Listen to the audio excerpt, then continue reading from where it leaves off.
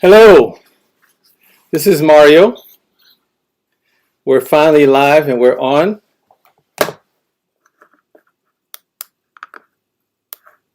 Welcome to my live stream. I just need to make sure that you are seeing me clearly. I just need to check my device to make sure that it is coming through. Please send me a chat and let me know if you see me. I see myself going through. Let me know, communicate with me.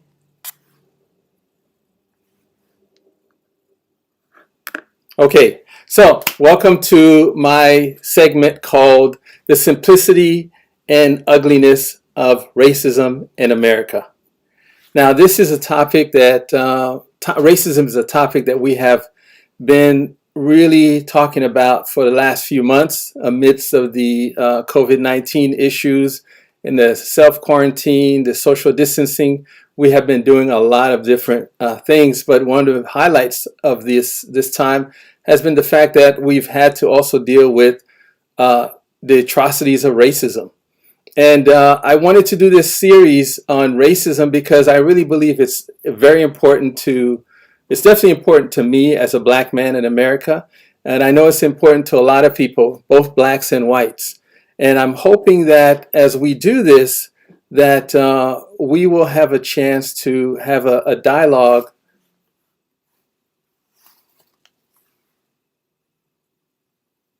Hold on a second. I want to make sure we're still live.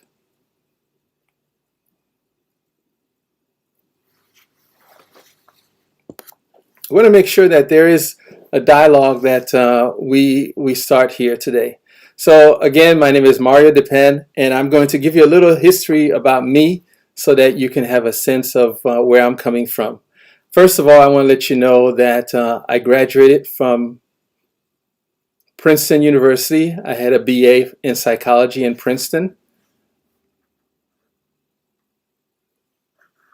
Hold on one second. I'll be right back.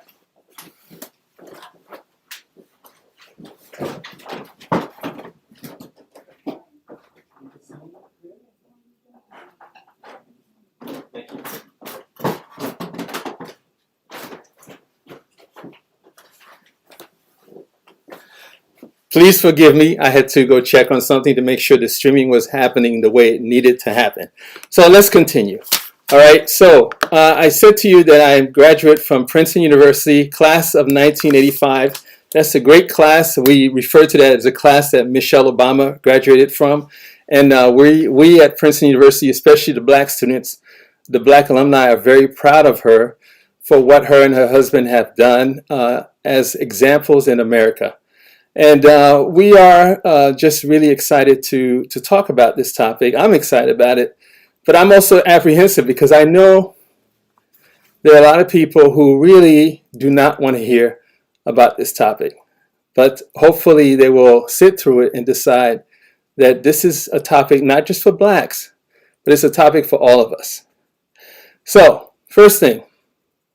One of the things that I want to let you know is that I love psychology. That's why I majored in it.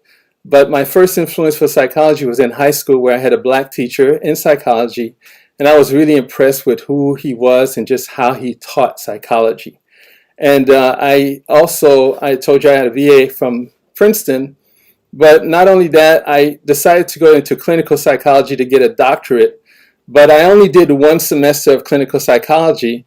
And I attained a B+ average, but what I realized when I was in that doctoral program is that I could not picture myself sitting in a session with a client and help them, but also think about social issues or social injustice issues. My wife is a marriage and family therapist, so at least one of us has pursued that. So I'm glad to see what she's doing and the difference that she's making. But I just felt like it would be unfair for me to try to sit with a client and at the same time go, "Did you hear what happened? Did you see that police shooting? Do you realize that we have to do something?" So that's what I pictured myself doing. I felt like I was going to limit myself.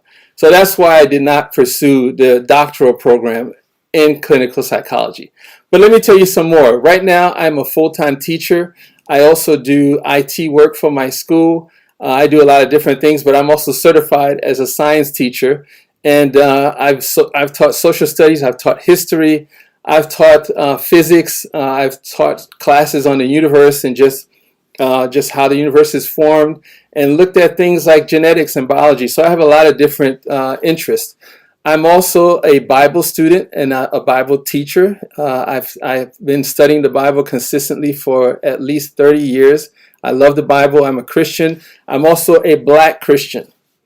And I really want to say that because I want people to understand that as much as I am a believer of God and I trust in God, God has given me a special place in America, that I am a Black Christian in America because I have this skin that America seems to have a problem with.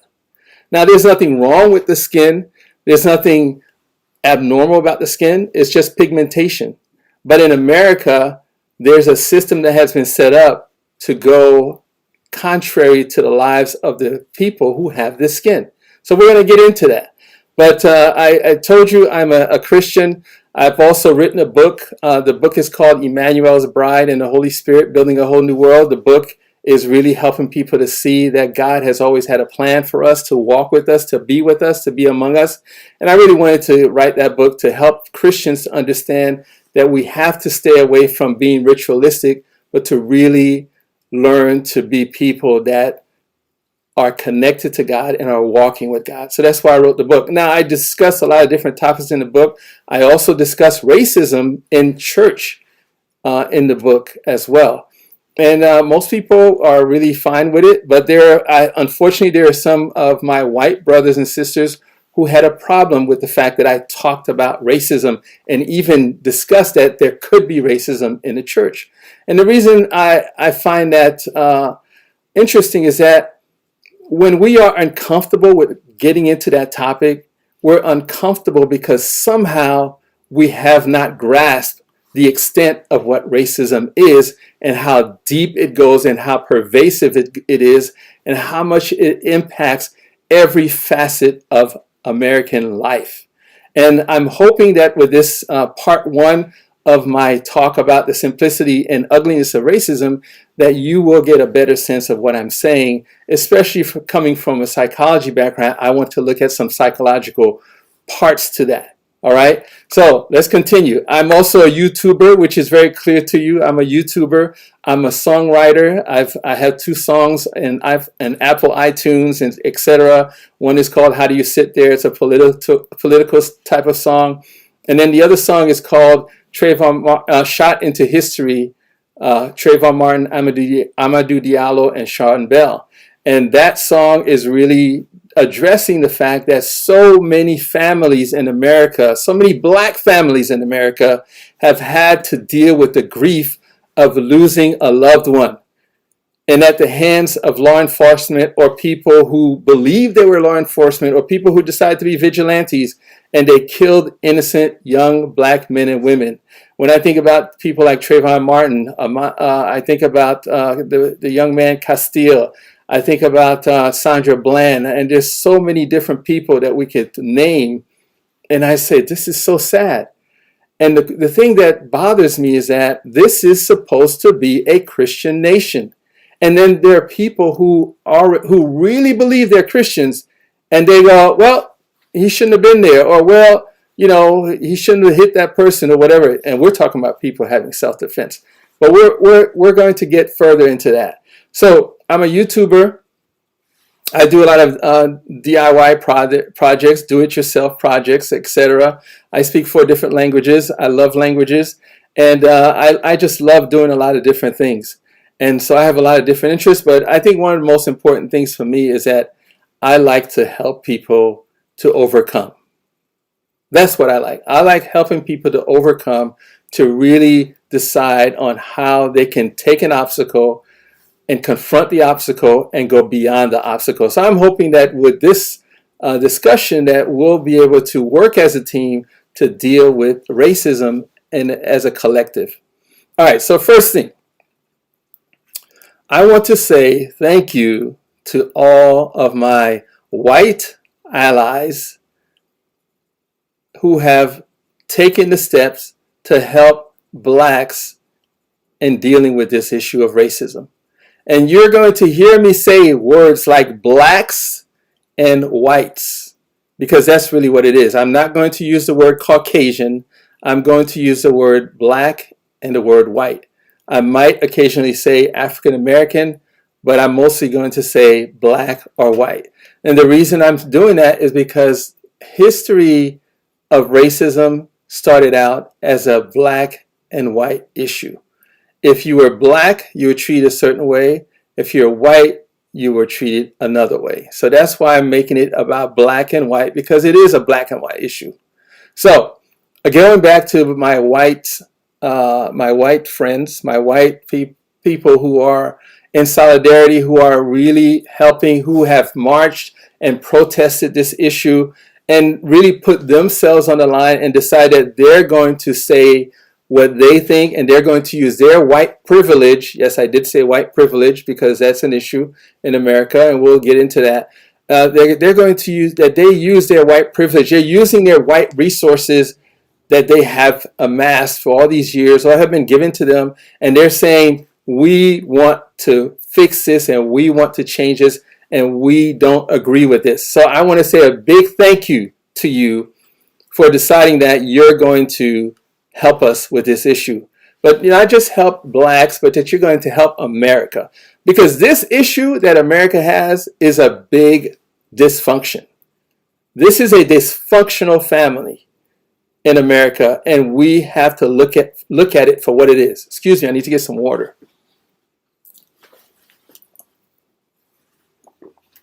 So, the first thing I want to say is that I know there are people, as I'm doing this topic, there are people who are hearing the word racism or race and they go, oh, not again. Oh, can you just put it to rest? And they're uncomfortable with the topic. You could tell. You'll be in a social setting and you say, yeah, there's been a police shooting of a black person, or there's racial issues, and they just tense up. And they tense up like, please do not talk about this. Please hide me. Please get this away from me. And I want to give you some insight that I have on that. When you tense up and when you're uncomfortable with the topic of racism in America, you're on the wrong side of things. I don't think you understand what you are doing when you do that. When you tense up and you say, I don't want to hear about it, or you're playing the race card, that is so stupid, actually, to say that. It's very insensitive. It lacks understanding.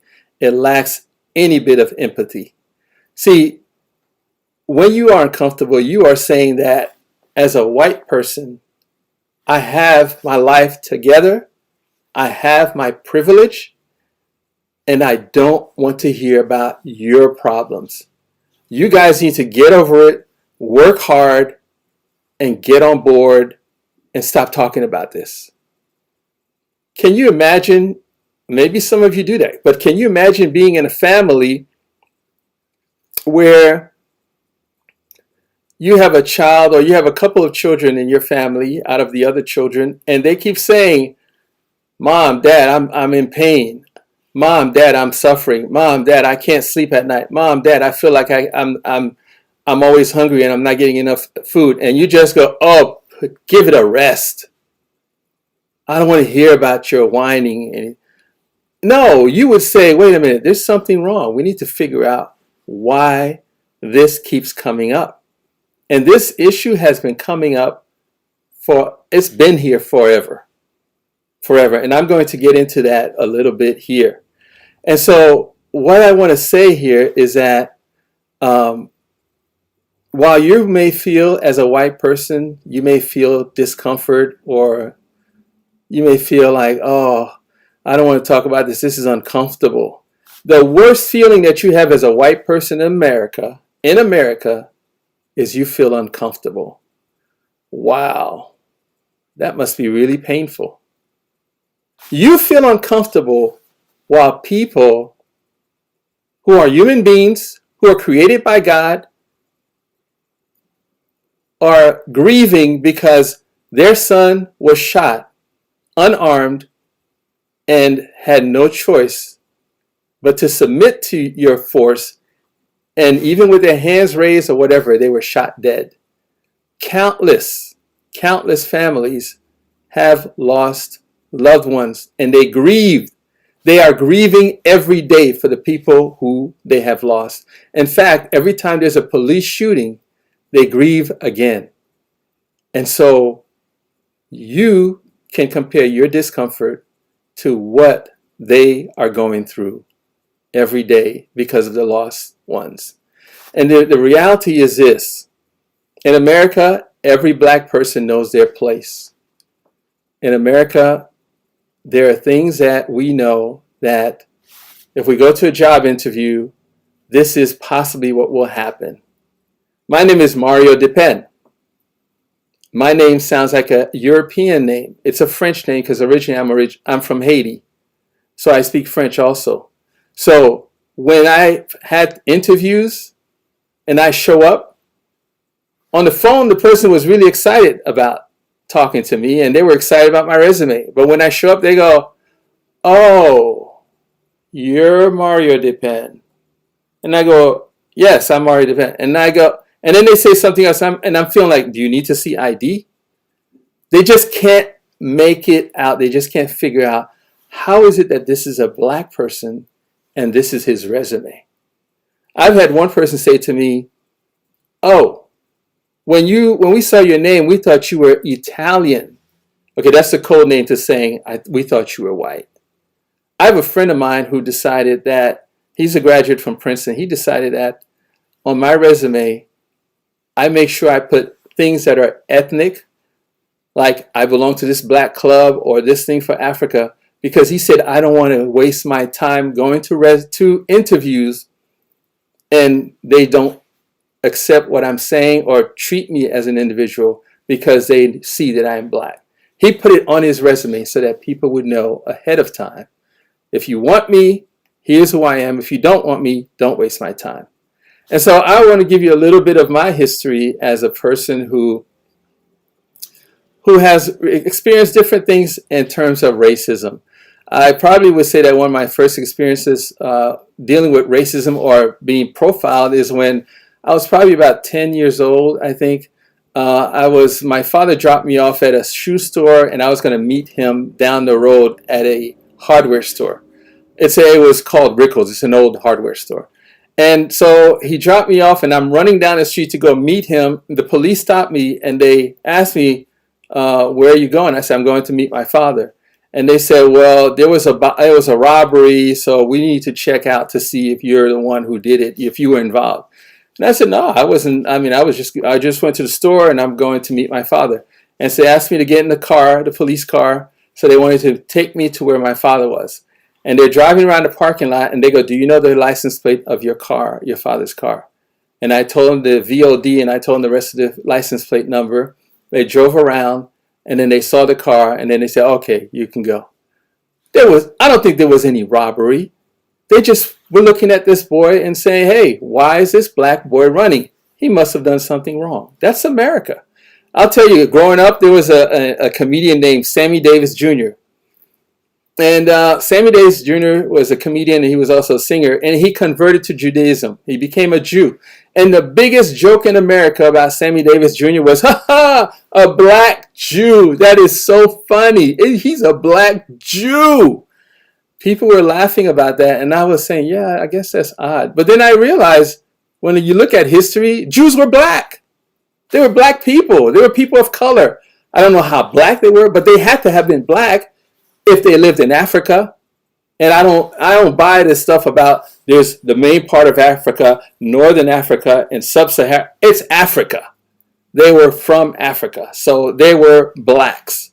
But there's this exporting of whiteness all over the U.S. and all over the world that says, here are all the things that belong to whiteness, and here are the things that belong to blackness. So that's my history growing up. And there was also the big joke in growing up is that they were even using it for sitcoms where somebody would go to a doctor and they would go, "Oh, it's a black doctor.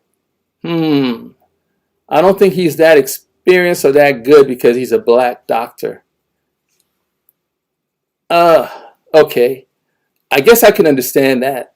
In America, if you're a white doctor, most likely you have a lot more resources because that's how America works. If you're a black doctor, you had to scrape, you had to do a lot of more stuff to become a doctor. And the funny thing is, I believe that the doctor who is black in America, especially in the time of the 60s, 70s, and so on, they had to do a lot more work, probably twice as much work to become a doctor, to become a specialist, and overcome a lot of obstacles. So I would probably trust that doctor even more because he didn't get all the breaks that the white doctor had. And there's a lot of white doctors who got a lot of white breaks. We're going to get into that. And so here's the other thing. Another experience that I had as a kid is that we were in Canada. So this is not just America. We're in Canada, and we grew up Catholic. So we looked for a church, and we decided to go to this church as little kids. And we walked into the church, and we're walking in, and it's like time stopped. The people looked at us like, "Are you lost? Why are you here?" It was a white church. And it's little by little we started to realize, oh, it's because we're black and they're all white. And so that is the reality of North America. That's the the reality of America. That there's this line between black and white. I remember driving in my brother's car, and I guess I was being a knucklehead because my brother, I was in the front seat, and he was in high school, and he's driving, has his license and everything, and I knew he had everything in order, but there was a police car next to me, and I kept on looking at the police car, and he's like, "Stop looking at the police car," and I'm like, and the police like, "Pull over." Pull over. Why? Because you happen to be black, you're looking at my car, you must be suspicious. That's the thing in America. Here's the other thing. During my time at Princeton, it was around the time of affirmative action where Jimmy Carter, I appreciate what Jimmy Carter as a president did in his administration to do the ruling of affirmative action, because it's an action that was taken to make sure that there was more effort to equalize the field between blacks and whites. To say that we're not going to hold these things against you, we're going to give you a chance to get an education, we're going to give you a chance to do all these things, even though you may not have all the ducks in a row that we normally expect, but we believe you have promise. And so we would go there. I remember being at Princeton University and people looking at me like, "You don't really belong here." But it was funny. One of my classmates, we were at a meeting, some kind of organization of black students. And he said, "You know what? Maybe affirmative action helped me to get in Princeton, but I want to know something. Who's doing my papers? Who's taking my test? Who's writing my thesis? Who is studying for me? Nobody. I'm doing all the work." And so I said, wow, that's really true. He's doing all the work.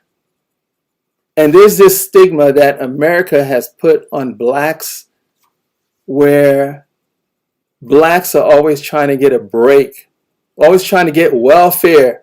Go do your work. Go get a job. Stop being lazy. That's been forever, calling blacks lazy. When blacks built America and was given nothing for it, and we're not given anything for it. There's a lot of atrocities that we have to bring forward and really look at and say, what's going on, America? Do you really feel that comfortable with having everything belong to you and not share? And then you tell your kids to share, but you yourself as an adult, you don't want to share what you've received in America? Are you really seriously thinking that way? And so I can go on with lists of things. I mean, I had a roommate my freshman year. He had a Confederate flag posted on his wall. Very offensive. And the other thing is, every time I came to the room, he was blasting his music as if I wasn't there. I had to keep telling him, hey, put your music down. I'm another person in here. All right? My friend that I talked to you about before, He was running through the Princeton campus full speed because he is training for Taekwondo. He was a black belt. Somebody called, there's a black man running full speed on campus. Uh-oh. Police stopped him. He said, yeah, I'm a student. Here's my ID, etc. So these are things that happen. I go to the store. They say, would you like a bag for that? I said, certainly I want a bag because I don't want to deal with this. I don't want anybody questioning me. As a kid, I would go to the store. I had to make sure, hey, I'm not stealing anything. I'm just shopping. All right. So these are things that I can tell you are my experiences as a Princeton student. And so now what I want to do is just talk a little bit about history, because I think history is very important in this issue. When you think, I'm going all the way back to Egypt. When you think about history, the Israelites were enslaved by the Egyptians for about 400 years. When God decided to use Moses to set the Israelites free, God used several plagues to force Pharaoh to let the Israelites go. Finally, the last plague was a plague of the firstborn. The firstborn son of an animal or the firstborn son of a human being died if they were not protected by the blood on the door that Moses said that they need to have to be for the Passover. That's why Jews had the Passover, because death passed over those people's doors that had the blood of the Lamb. All right. So that was a precursor to Christ, because when you are a Christian, you are being considered as being passed over for the judgment, because you decide that you will do what it takes to have your sins forgiven. So that's a short history. So the funny thing is, once God had the Israelites be set free, he told them, you need to leave Egypt. You need to leave Egypt and you need to start your nation. So when they were finally allowed to leave, when Pharaoh said, go, go, and they were on their way, Pharaoh said, whoa, he realized, he says, what have we done? We have let the Israelites go and have lost their services. He said, we lost their services. We don't have slaves anymore. We can't let this happen. We need to go get them back. And so he proceeded to follow them. That God dealt with him and his army, and that was the end of that. And see, this is very relevant here. Oh, before I continue, when God told the Israelites that they were going to be set free, he said to them, you're going to plunder the Egyptians. You need to ask them for articles of gold, jewelry, clothing, all kinds of stuff. And so those people were like, here, take gold, take jewelry. It's like God said, I want you to have something to have with you so that when you go to the new land, you will have something to start off with. Right? So they plundered the Egyptians. Right? Because normally when you lost a battle, people plundered you. So here is something that's parallel for the U.S., for the United States of America, for America. In America, there was slavery that's been documented from the 1500s. And just like the Egyptians enslaving, not the same, but just the fact that the Israelites were in slavery for about 400 years, America has been dealing in a very atrocious manner towards its black population for about 400 years. Because really, they've documented that the first incidence of slavery in America, North America, has been from about early 1500s. All right, early 1500s, even though they say it's more like the 1619, but early 1500s. So then there was a Declaration of Independence in 1776. And then after that, during the Declaration of Independence, there was a big divide whether they were wondering, should we free the slaves? Because it's kind of hypocritical to say we're going to get our freedom, but not free the slaves. The whole thing almost fell apart. They said, okay, well, we'll keep the slaves. All right. So that happened.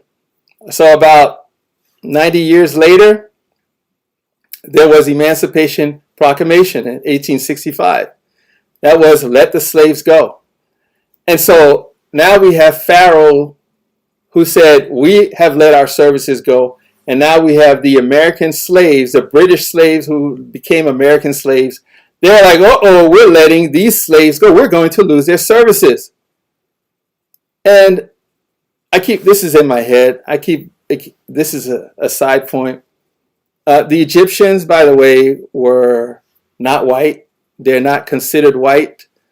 I don't understand why the U.S. Census has them as listed as white, because they were not white. In fact, when Napoleon Bonaparte invaded Egypt, he was so offended by the Sphinx, the nose of the Sphinx that had a Negroid nose, that he shot the nose off. It was a black nose. It was a Negroid nose. So I think the U.S. Census needs to change that and stop saying Egyptians are white. So let's go back to what I was saying. All right, so 1865, there was Emancipation Proclamation. And then once 1865 happened,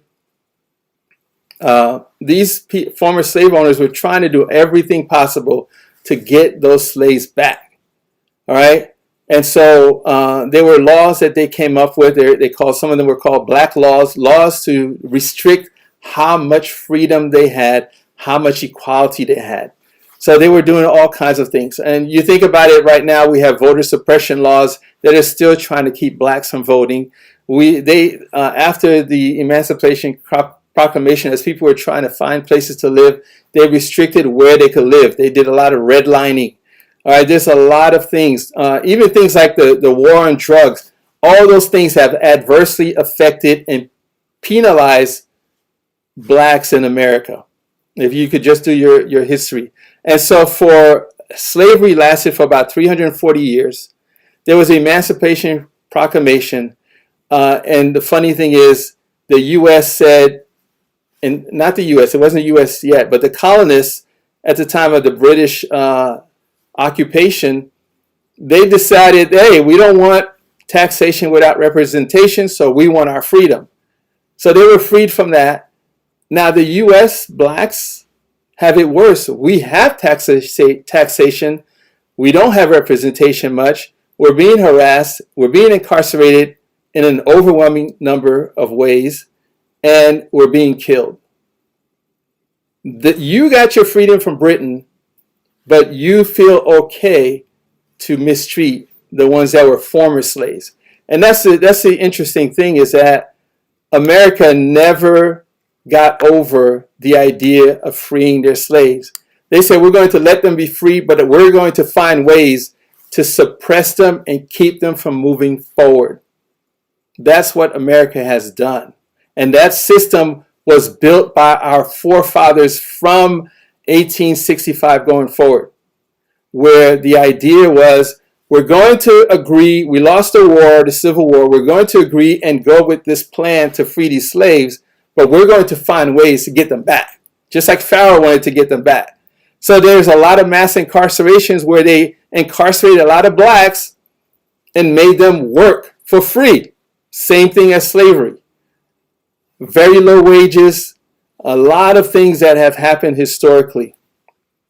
And so what I look at, when I look at the history, I see one thing that's very clear.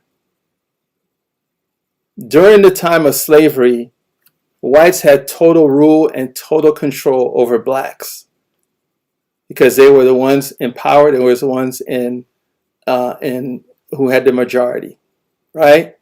So the white ancestors, after your white ancestors, after the Emancipation Proclamation, they said, I will not let my children for the future have to deal with the indignity of having to be equal to these people. Because they said, we're going to put things in place to make sure that they are never our equal. And I could understand that kind of thinking, because I thought of an analogy. I said to myself, it's like saying we have the black dogs, black fur dogs, and the tan fur dogs. The tan fur dogs, the dogs with tan fur, were in charge. They made the dogs with the black fur do everything. They worked, they had the labor. If they started to read and started to get knowledgeable, they said, we're going to cut your paws off. We're going to cut your whole leg off. We're going to make sure you don't learn to read, because if you learn to read, you might figure out some things that we don't want you to figure out. We're going to make sure that if we want your kids for more slavery, we're going to take them. And occasionally we might even rape you and have kids with you, but we will keep that secret. But you're still lower than we are. And so those tan fur dogs were in charge over and over and over. And then finally things change, conditions change, and they say we got to let them go free. And they're saying, oh my gosh, they're free. Now what are we going to do? Because these black fur dogs are going to want to do the same things we do. They're going to want to eat in our restaurants, and we didn't want that. They're going to want to go to our schools, and they're going to play with our kids. We don't want that. They are going to want to go to college. We don't want that.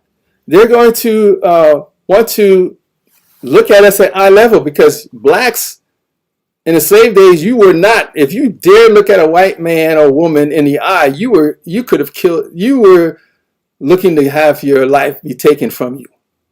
And so there was a lot of harsh treatments. There were lynchings. There were a lot of killings. White women decided if they were cheating on their husband, they would blame a black person so that they would get the punishment, and those white women would not be their secret would not come out. Blacks were used for all kinds of stuff. And so we go back to the tan fur dog and the black fur dog. And so they gave them scraps to eat and all this stuff. Now there's this stuff where they are saying that they want to be our equal. And they're saying there is no way in the world that you formerly were under us that we're going to accept you at our table. We're going to accept you at our schools. We're going to accept you as our equal. That's not going to happen. And so there's a lot of laws that have come up to make sure that that doesn't happen. And we are still feeling the effects of those laws right now. Now, I want to say this, and then I'm going to start wrapping up, because we're going to have to do part 2 of this. This is the thing I'm going to leave you with. The white ancestors decided that they're going to come up with a system where if you're white, you got all the rewards. If you're black, you got all the punishment. So when we look at all the rewards, that's what you get as a white person in America even now. You're part of that system. You see, in America, when during the times of slavery, here's the kind of process that was in place. It's called operant conditioning. Operant conditioning is a psychological term, and it means that when you want to encourage a behavior, you reward that animal or that individual. You keep giving them rewards so they will do that behavior. If you want to discourage a behavior, you give them punishment so that you see less and less of that behavior. That happens all the time when people apply penalties, when people apply sanctions. That's operant conditioning. You're rewarded for good, you're rewarded for bad, whatever the people decide is good or bad. And then we also have something called classical conditioning. Now, classical conditioning is something that when I first learned about that in high school psychology, it was bugging my mind because I was trying to get everything sorted out. You had an experiment where it was Pavlov's dog. Pavlov realized by mistake that every time the dog heard the bell ring, the dog started to salivate. And he's like, why is the dog salivating? Then he realized that what he realized is this. Let me not mess it up now. In classical conditioning, let's say you have the dog sees meat and the dog salivates. That's called the unconditioned stimuli, unconditioned response.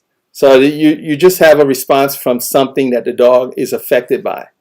So Pavlov decided that I'm going to pair the meat with a bell. Every time the dog sees the meat, he's going to hear the bell. so that the dog can get used to the idea of just hearing the bell, and then he's going to salivate because he's going to have it in his mind that the bell means meat or food.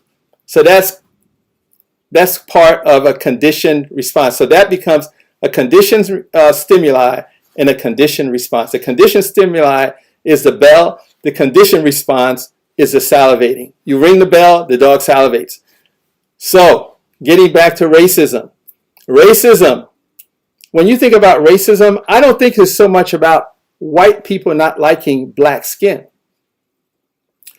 The black skin or the tan skin, the black skin or the dark skin or whatever shade, or we want to call it color, we talk about colored people. Back then, they didn't care about colored people. They said if you had a drop of black in you, you're black. All right. So when you were considered black, they said black people will get punishment and white people will get rewards.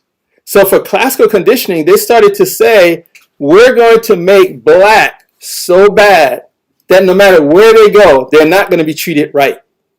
So that's where the stereotypes come in. They're lazy. All they do is eat chicken. All they do is they want to sleep. They're ugly. They don't clean themselves. All the stereotypes that are associated with black becomes the conditioned stimuli. So anybody who sees black skin now is like, oh, hold your purse. Uh-oh, no, that's a lazy one. He's not going to do the work. There's all these mental things going on that says that black is wrong, white is right. Black is at the bottom, white is at the top. And so for the white person, everything on television, everything in print, it's like nice music, give them all the rewards that they should get. So to be a black person, you go out and you go, okay, I can expect to be mistreated. I can expect to be incarcerated possibly. I mean, it was so bad that I was watching a story about a young black guy who helped rescue these white women, young girls who were held captive for years. And one of the things he said was, oh, I was surprised. There's a white girl calling a black person for help. So he's giving an interview, and while he's doing the interview, he heard a police siren, whoop, whoop, and I said, oh my gosh, right on television, this poor guy is so conditioned to get punishment or mistreatment because he knows, he's internalized, I'm black, I'm going to get punished. While the white person in America goes, wherever I go, I expect good treatment. Wherever I go, I expect to get the job. Wherever I go, I'm going to be considered as number one. And if there's a black person there, I'm first. That is a system of racism in America where there's this big emphasis on doing everything possible to pair black skin with negative things. And, you just think about it. You think about black male, the word black male, the black sheep of the family. You think about all these terms that people have used loosely in the black list. In IT, people will tell me, okay, we need to whitelist that and that one shouldn't be. And I go, ugh. And if I say it, be like, oh, what's the big deal? No, you're saying that all the things that are white are good and all the things that are black are bad. That's classical conditioning. That is the classical way of saying everything we do is based on the color. And so racism is more about a class structure that says that we need a way to differentiate between who gets the rewards in America and who doesn't. The whites get the rewards and the blacks do not. Because God forbid we should ever consider them are equal, because our ancestors set it up this way. So as a white person, it's true, you're not responsible for slavery. Nobody should condemn you for that. But you are responsible for this classical conditioning, this racism that you're promoting and that you're taking advantage of. You see, if you don't renounce it, if you don't really actively see how to fix it and change it, you are promoting this system of calling blacks lesser than whites, when technically, biologically, there's no difference. No difference at all. And so we're going to talk some more next time on this issue of reward and punishment. Because the attitude, the mindset is, if I'm black, I can expect punishment when I walk out my door, and I could even get punishment if I call the police to help me. That's how it's set up. But if I'm white, if you're white, you go, life is good. I can go to any store and I will get preferential treatment. I can go to any school and I will get preferential treatment. You have affirmative action. You have a system set up that says everywhere you go, you have perks. Membership has its advantages. You have perks as a white person every single place you go. And then you export this racism all over the world so that even people in China, people in Japan, as they watch the movies that you make, they go, oh, the black people, we have to be careful of these people because look what they do. Because you're exporting the same poison all over the world. Because you want to make sure you get all your rewards, and black people get all the punishment. Now, I'm going to close out with this passage from Philippians chapter 2 and 3. It says, do nothing out of selfish ambition or vain conceit. Rather, in humility, value others above yourselves, not looking to your own interests, but each of you to the interests of others. You see, this passage is saying to Christians, don't be about your selfish ambition or your vain conceit, but in humility, consider others better than yourself. How about a white person consider a black person better than him or her? Is that possible? Can you actually work that out in your system to say, you're better than me, and I'm going to give you better treatment? Can you do that? And see, what I want to say about this passage is that a Christian nation cannot continue to do this if you are a Christian nation. In fact, right now, America is a selfish nation. It's a selfish, greedy nation right now. And don't you dare tell me, then leave America. It's not your place to tell me to leave or stay in America. You're just one person. God is the one that decides whether I stay or leave America, not you. And see, it's true that God has allowed this to happen, but I also believe that God is also wanting this to change. And I believe we need to do everything possible to change it right now, to put all the resources, all the necessary talks to get this to change this year. The momentum needs to keep going. And so this part 2, I want to talk about continuation about the rewards and the punishments for the blacks and whites. And then I also want to talk about African history and white supremacy. Thank you so much for listening, for hanging in there, for being with me. I know yesterday I had the technical difficulties, but we worked it out. I appreciate your time. And if you believe in what I said, you agree with what I said, share this. Subscribe to my page so that when I do the next part 2, you will get a notification and you'll be ready to go. Thank you. God bless you.